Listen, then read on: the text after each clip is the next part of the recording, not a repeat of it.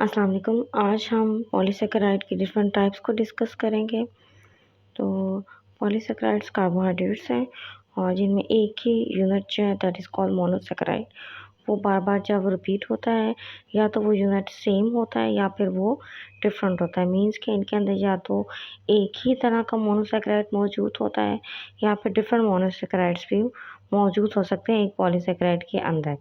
और जब भी ये ब्रेक होते हैं, जब भी इनकी हाइड्रोलिसिस होती है तो इनकी हाइड्रोलिसिस के रिज़ल्ट में 10 से ज़्यादा मोनोसैकेराइड जो है वो हासिल होते हैं और ये बहुत कॉम्प्लेक्स होते हैं और नेचर में सबसे ज़्यादा पाए जाने वाले कार्बोहाइड्रेट हैं। इनका मॉलिक्यूलर वेट सबसे ज़्यादा होता है और जैसे मैं पहले बता चुकी हूँ कि they are either made up of one type of monosaccharide और डिफरेंट टाइप ऑफ मोनोसैकेराइड्स। और द बाउंड जो कि प्रेजेंट होता है between the two monosaccharide that is called the glycosidic bond. ये वो बाउंड होता है जो दो मोनोसैकेराइड के दरमियान तब बनता है जब उनके बीच में से वाटर मॉलिक्यूल रिमूव होता है। तो पॉलीसैकेराइड यूजुअली ब्रांच्ड होते हैं और ये टेस्टलेस होते हैं, इनका टेस्ट नहीं होता अमूमन। जैसे कि स्टार्च हो गया, जैसे जो सिंपल माया वगैरह that is the common starch. तो वो आप फ्लेवर करेंगे तो वो टेस्टलेस है। सॉलिबिलिटी के लिहाज से देखा जाए तो पानी के अंदर ये बहुत ही कम डिज़ोल्व होते हैं। स्पैरिंगली का मतलब है कम डिज़ोल्व होते हैं। क्लासिफिकेशन इनकी जो है वो 2 तरह की है। इनको आप होमो पॉलीसैकेराइड्स भी कहते हैं और हेटेरो पॉलीसैकेराइड भी। होमो मीन्स आइडेंटिकल, तो इनके अंदर जो इनका बेसिक यूनिट होता है वो एक ही होता है जिसे मोनोसैकेराइड कहते हैं। वो एक ही यूनिट बार-बार रिपीट होता है और जो एक ही यूनिट जो बार-बार रिपीट होता है उसकी वजह से इन्हें आप होमो पॉलीसैकेराइड भी कहते हैं और इनको आप पॉलीमर्स भी कहते हैं। पॉलीमर्स ऐसे कंपाउंड को कहते हैं जिनमें एक बेसिक यूनिट जो है वो दैट इज़ कॉल्ड मोनोमर, वो बार-बार रिपीट होता है। तो कार्बोहाइड्रेट बेसिकली जो है वो ख़ास तौर पे पॉलीसैकेराइड वो पॉलीमर्स हैं। हेटेरोपॉलीसैकेराइड ऐसे पॉलीसैकेराइड्स को कहते हैं जिनमें के एक से ज़्यादा मोनोसैकेराइड जो है वो मौजूद होते हैं। वो एक से ज़्यादा मोनोसैकेराइड से मिल के बनते हैं। होमोपॉलीसैकेराइड की डिफरेंट टाइप्स हैं बट हम यहाँ पर डिस्कस करेंगे अबाउट द स्टार्च, ग्लाइकोजन को, सेलुलोज और काइटिन को। तो स्टार्च के बारे में ऑलरेडी आपको पता है कि तमाम सीरियल्स, ब्रेड वगैरह, पोटैटो जो हमारी बेसिकली डाइट होती ही स्टार्च है। राइस भी स्टार्च है, पास्ता, मैकरोनी, ये सब स्टार्च है। तो स्टार्च के बारे में कि ये पॉलीसेकेराइड है और प्लांट की स्टोर फूड हमेशा स्टार्च होती है। वाटर में ये इनसॉल्युबल होता है। जब भी ये हाइड्रोलाइज होता है मींस के वाटर की एडिशन से जब ये ब्रेक होता है तो ये ग्लूकोज के मॉलिक्यूल जो है वो रिलीज़ करता है। तो इसकी जो प्रोडक्ट है वो ग्लूकोज मॉलिक्यूल है। तो ये होमोपॉलीसेकेराइड है। ग्लूकोज के मॉलिक्यूल्स के आपस में बाइंड करने से ये बनता है। The bound is called glycosidic bound. Starch जो है वो ये 2 टाइप्स का होता है इसमें, that is called amylose and amylopectin. और स्टार्च के डिटेक्शन के लिए हम आयोडीन टेस्ट करते हैं। आयोडीन ब्राउन कलर का सॉल्यूशन होता है। जब भी आप इसको स्टार्च के ऊपर डालते हैं तो ब्राउन कलर का सॉल्यूशन आयोडीन जो है वो ब्लू कलर में कन्वर्ट हो जाता है। दैट इंडिकेट कि स्टार्च इसमें मौजूद है। तो ये डायग्राम है जो इंडिकेट कर रही है अमाइलोज की और अमाइलोपेक्टिन की। तो अमाइलोज जो है वो ये हमेशा ग्लूकोज के मॉलिक्यूल स्टेट चेन की फॉर्म में होते हैं और यहाँ पर ग्लूकोज के मॉलिक्यूल अमाइलोपेक्टिन में ये ब्रांचिंग फॉर्म में होते हैं। तो अमाइलोज का ये स्ट्रक्चर है। ये जो है वो ग्लाइकोसिडिक बाउंड है between the two glucose molecule. ये एक ग्लूकोज मॉलिक्यूल की कार्बन और ये दूसरे ग्लूकोज मॉलिक्यूल की carbon, that is the carbon 1 of one glucose and carbon 4 of another glucose. इन दोनों के बीच में वाटर मॉलिक्यूल रिमूव होता है और बाउंड बनता है। That bond is called the 1,4 glycosidic bond and it is called the alpha. Then in case of amylopectin इनमें एक तो 1,4 ग्लाइकोसिडिक बाउंड तो होता ही है, जैसे कि अमाइलोज में होता है, लेकिन इसमें एक ब्रांचिंग सिस्टम है। तो जहाँ पे भी ब्रांच आता है वहाँ पे ग्लाइकोसिडिक बाउंड को कहते हैं 1,6 glycosidic bound. 1 mean carbon number 1 of 1 glucose and carbon number 6 of another glucose, उनके बीच में ग्लाइकोसिडिक बाउंड बनता है। तो इस तरह इसमें दो तरह के बाउंड मौजूद होते हैं, एक स्ट्रेट चेन वाला 1,4 ग्लाइकोसिडिक बाउंड और एक ब्रांच वाला 1,6 ग्लाइकोसिडिक बाउंड। तो स्टार्च के बाद नेक्स्ट एक इम्पॉर्टेंट है चीज़ है, दैट इज़ द डेक्सट्रोज, डेक्सट्रेन और डेक्सट्रेन किसे कहते हैं। तो बेसिकली जो ग्लूकोज होती है, कार्बोहाइड्रेट हमेशा उनके साथ डी लिखा जाता है, डी ग्लूकोज लिखा जाता है। डी का मतलब है डेक्स्ट्रल यानी राइट हैंडेड कंपाउंड। तो जैसे हमारा सीधा हाथ है तो दैट इज़ कॉल्ड डेक्स्ट्रल। तो इसके इनके साथ हमेशा आप जब भी देखेंगे तो डी लिखा जाता है, D mean dextral.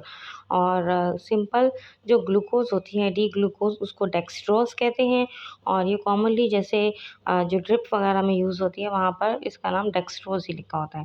Dextrin basically क्या होता है, जब भी स्टार्च ब्रेक होता है, डाइजेस्ट होता है, पार्शियली ब्रेक होता है with the action of enzymes. और एंजाइम्स होते हैं अमाइलेजेस।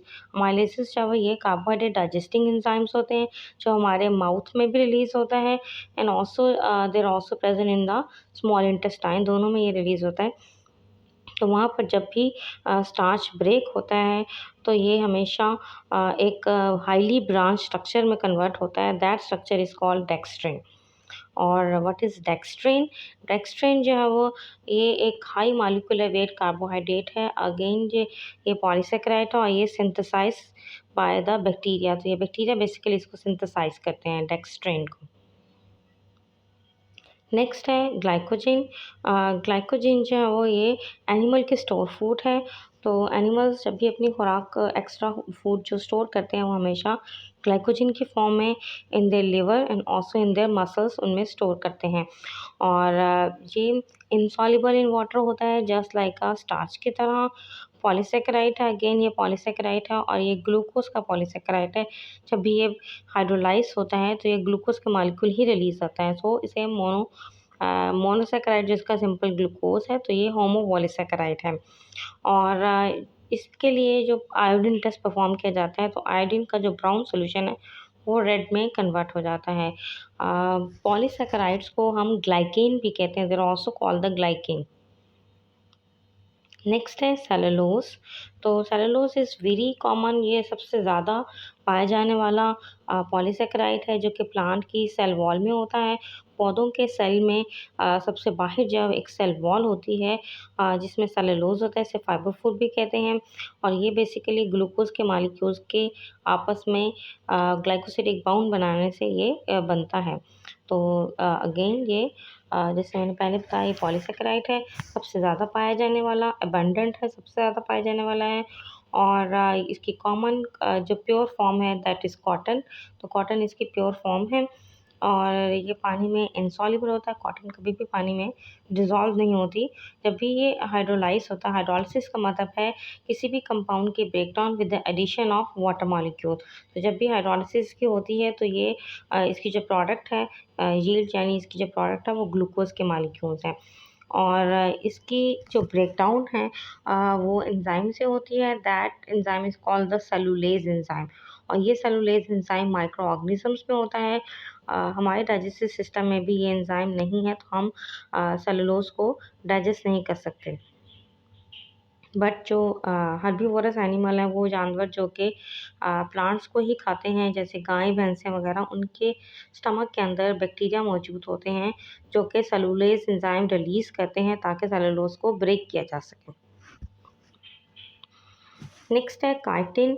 तो काइटिन अनदर पॉलीसेकेराइड है और ये यहाँ पर आपको डिफरेंट इंसेक्ट्स नज़र आ रहे हैं। इसको इसलिए किया गया है कि तो काइटिन ये स्केलेटन बनाता है इन कीड़े मकोड़ों का। इनका जो आउटर स्केलेटन है जिसे आप कहते हैं एक्सोस्केलेटन, वो काइटिन का बना होता है।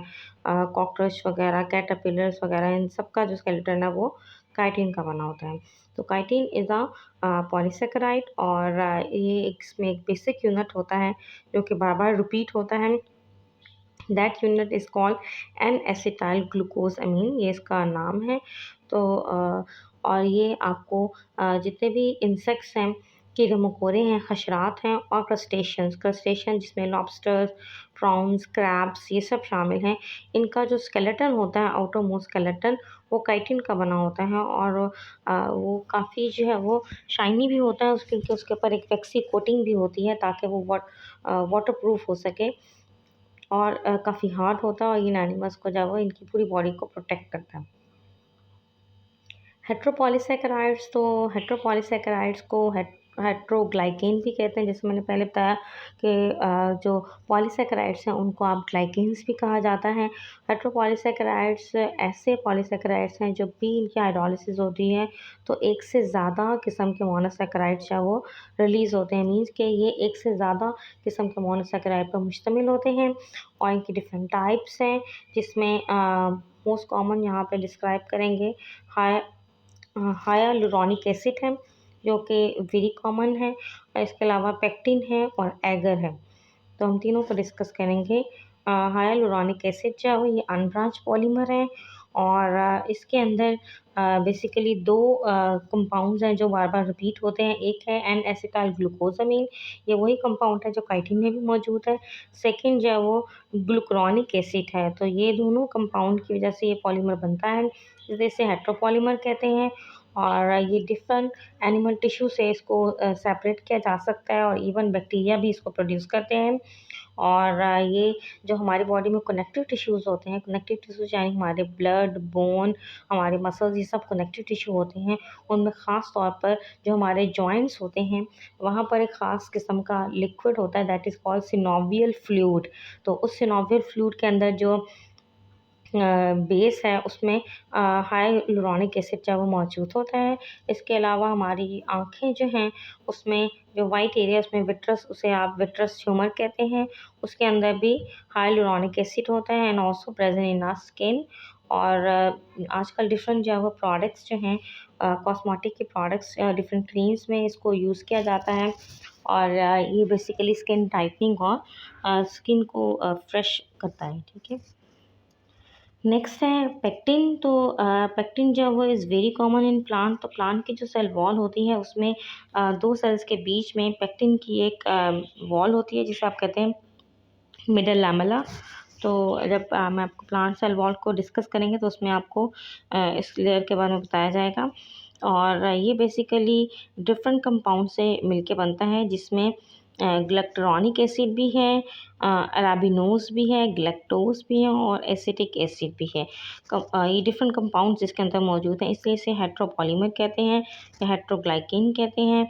और कमर्शियली तौर पर मार्केट में ये एज ए जेलिंग एजेंट के तौर पर यूज़ होता है। जेली जो घरों में बनाई जाती है, फ्रूट जेलीस वगैरह, ये उसमें कॉमनली प्रेजेंट होता है।